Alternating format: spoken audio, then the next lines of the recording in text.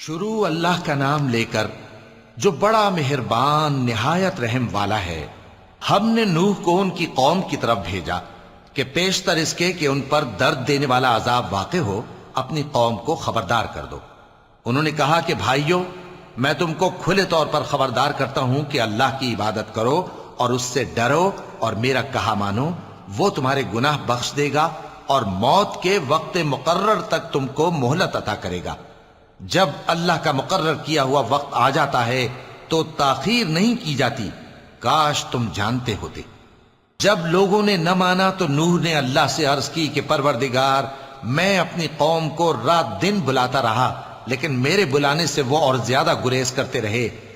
جب میں نے ان کو بلایا کہ توبہ کریں اور تو ان کو معاف فرمائے تو انہوں نے اپنے کانوں میں انگلیاں دے لی اور اپنے اوپر کپڑے اوڑھ لیے اور اڑ گئے اور خوب تکبر کرنے لگے۔ پھر میں ان کو بلند آواز سے بھی بلاتا رہا، پھر علانیہ بھی اور رازداری سے بھی سمجھاتا رہا۔ پھر میں نے کہا کہ اپنے پروردگار سے معافی مانگو کہ وہ بڑا معاف کرنے والا ہے۔ وہ تم پر آسمان سے موسلا دھار میں برسائے گا اور تمہارے مال اور بیٹوں میں اضافہ کرے گا اور تمہیں باغ عطا کرے گا اور ان میں تمہارے لیے نہریں بہا دے گا۔ تم کو کیا ہوا ہے کہ تم اللہ کی عظمت کا اعتقاد نہیں رکھتے، حالانکہ اس نے تم کو طرح طرح کی حالتوں میں پیدا کیا ہے؟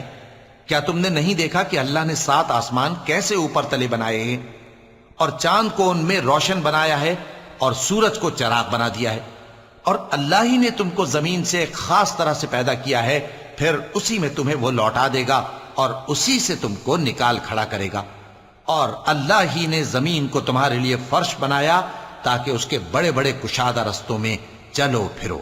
آخر میں نوح نے عرض کی کہ میرے پروردگار، یہ لوگ میرے کہنے پر نہیں چلے اور ایسوں کے تابع ہوئے ہیں جن کو ان کے مال اور اولاد نے نقصان کے سوا کچھ فائدہ نہ دیا، اور وہ بڑی بڑی چالیں چلے اور کہنے لگے کہ اپنے معبودوں کو ہرگز نہ چھوڑنا، اور ود اور سوا اور یغوث اور یعوق اور نصر کو کبھی نہ چھوڑنا۔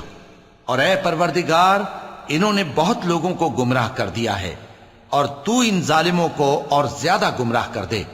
آخر وہ اپنے گناہوں کے سبب پہلے غرقاب کر دیے گئے، پھر آگ میں ڈال دیے گئے، تو انہوں نے اللہ کے سوا کسی کو اپنا مددگار نہ پایا۔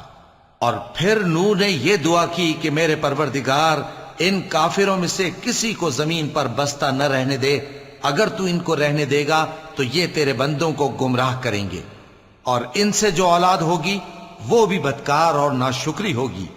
اے میرے پروردگار، مجھ کو اور میرے ماں باپ کو اور جو ایمان لا کر میرے گھر میں آئے اس کو اور تمام ایمان والے مردوں اور ایمان والی عورتوں کو معاف فرما، اور ظالم لوگوں کے لیے اور زیادہ تباہی بڑھا۔